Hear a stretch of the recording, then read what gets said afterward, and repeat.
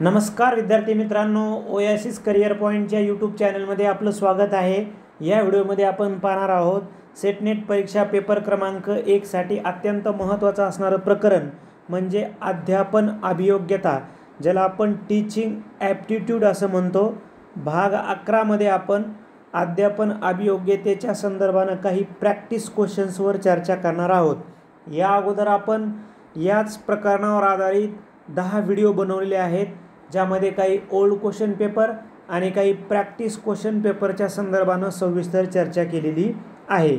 तर अधिक वेळ न घेता आपण लगेच सराव प्रश्न पाहूयात। प्रश्न आहे, एकच कसोटी निरनिराळ्या प्रसंगी निरनिराळ्या गटांना दिली असता प्राप्तांकामध्ये लक्षणीय फरक पडत नसेल तर ती कसोटी डॅश डॅश समजली जाते। तर ती कसोटी विश्वसनीय समजली जाते, कारण रिलायबिलिटी म्हणजे काय, कसोटीची मापनामध्ये सुसंगती आढळायला पाहिजे। आणि इथं काय म्हणतो प्रश्न, एकच कसोटी निरनिराळ्या प्रसंगी निरनिराळ्या गटांना दिली असता प्राप्तांकामध्ये लक्षणीय फरक पडत नाही, म्हणजेच काय, सुसंगती आढळली, म्हणून ही कसोटी काय आहे, रिलायबिलिटी आहे। या कसोटीमध्ये विश्वसनीयता आहे, कारण सप्रमाण म्हणजे काय, जे उद्दिष्टे साध्य करायचे आहे तेच, त्याबद्दल तिथं ते बोललेले नाही येतं, म्हणजेच पर्याय ए हे आपल्या प्रश्नाचं उत्तर आहे।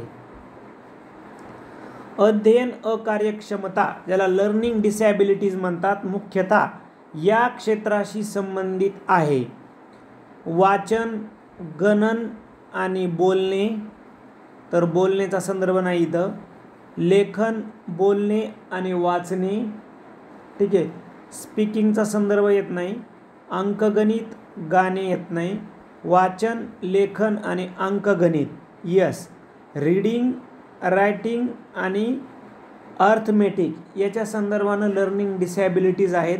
त्यांना शास्त्रीय भाषेमध्ये म्हणजे जर वाचन दोष असेल तर त्याला डिस्लेक्सिया असं म्हटलं जातं, ठीक आहे, वाचन दोष असेल तर। लेखन दोष असेल तर त्याला डिस्ग्राफिया असं म्हटलं जातं, डिस्ग्राफिया। आणि जर अंकगणितीय दोष असेल तर त्याला डिस्कॅल्कुलिया असं म्हणलं जातं। हे 3 लर्निंग डिसॅबिलिटीज आहेत, म्हणजे पर्याय डी हे आपल्या प्रश्नाचं उत्तर असणार आहे।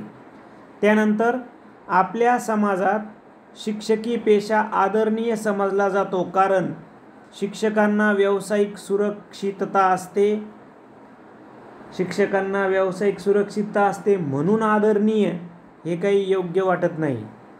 कमी काम असून जास्त वेतन मिळणारा व्यवसाय हे नकारात्मक आहे। शिक्षण ही राष्ट्रीय विकासासाठी केलेली गुंतवणूक मानली जाते, ठीक आहे।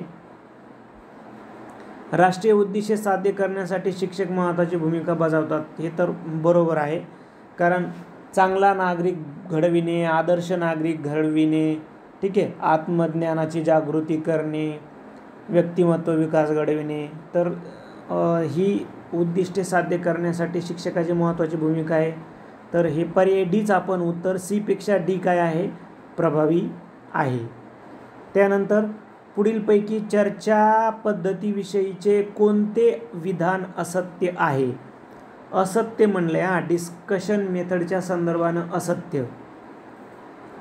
नेतृत्व गुण सहकार्य भावना विकसित होते, हे तर बरोबर आहे, कारण चर्चेतून व्यक्ती नेतृत्व त्या ग्रुपचं किंवा मार्गदर्शन करताना त्याचं वक्तृत्व वगैरे, आणि त्यातूनच काय होतं, नेतृत्व निर्माण होतं, म्हणजे बरोबर आहे।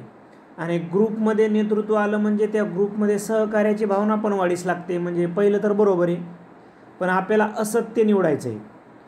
समस्येचे निराकरण घटकाचे आकलन सुलभ होते, बरोबर आहे, चर्चेनं एखादा घटक सुलभ होतो आणि जी समस्या आली ती दूर पण चर्चेनं निश्चितच दूर होते। त्यानंतर खेळीमेळीचे व निरोगी संबंध प्रस्थापित करता येतात, हे पण बरोबर आहे। प्रत्येक घटक चर्चेने शिकवता येतो असं म्हणता येणार नाही की प्रत्येक घटक हा चर्चेने शिकवता येतो, वेगळ्या टीचिंग मेथड्स तिथे वापराव्या लागतात, म्हणून इथं कंपल्शन नाही की प्रत्येक घटक हा चर्चेने शिकवता येतो।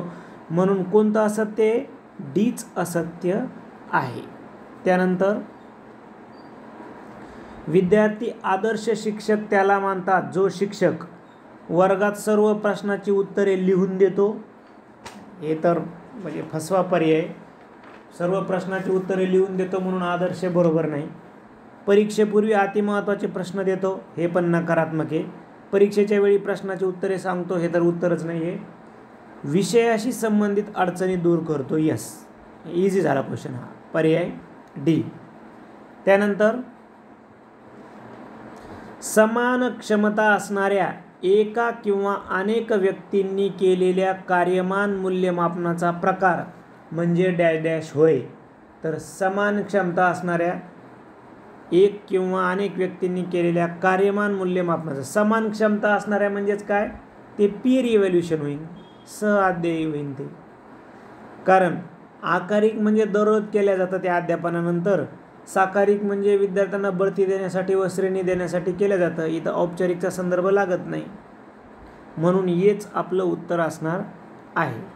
त्यानंतर इलेक्ट्रॉनिक माध्यमातून उपलब्ध असलेल्या फेसबुक, मल्टिप्लाय यासारख्या समुदाय जालांचा उपयोग करून स्वतःची गुणवत्ता वाढवून स्वतःला सक्षम करण्यासाठी व्यक्तींना मदत द्यायची असेल तर शालेय पातळीवर पुढीलपैकी कोणत्या गोष्टींना प्राधान्य दिले पाहिजे? म्हणजे फेसबुक, मल्टिप्लाय यासारख्या समुदाय जालाचा आपल्याला वापर करायचा आहे, सोशल मीडियाचा आपल्याला वापर करायचा आहे. तर संगणक कौशल्याचा वापर करून निर्मितीक्षम अध्ययन कौशल्य प्राप्त करावे लागणार आहेत. पर्याय सी हेच इथं योग्य उत्तर असणार आहे. अशा पद्धतीनं आपण टीचिंग ॲप्टिट्यूडच्या संदर्भानं काही प्रॅक्टिस क्वेश्चनच्या संदर्भानं चर्चा केली. अजून वेळ मिळाल्यास आपण अजून ही सिरीज कंटिन्यूअस करण्याचा प्रयत्न करूयात. यावर्षी म्हणजे 15 जून 2025 रोजी जी सेट परीक्षा होणार आहे, या परीक्षेसाठी आपण पेपर क्रमांक 1 साठी 12 PDF पेपर घेत आहोत. ठीक आहे.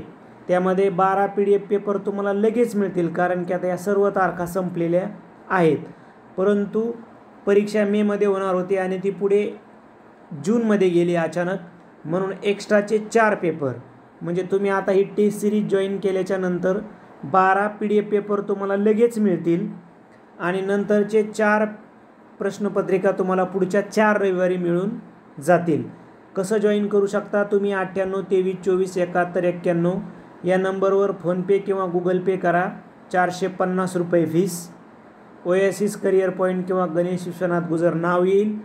पे केल्याच्या नंतर त्याचा स्क्रीनशॉट याच नंबरला व्हॉट्सअप करा. लगेच तुम्हाला 12 PDF पेपर, 12 आन्सर की आणि 12 विश्लेषणाचे व्हिडिओ मिळतील आणि 4 राहिलेले पेपर तुम्हाला पुढच्या 4 रविवारी ते पण व्हिडिओच्या विश्लेषणासहित मिळतील. धन्यवाद.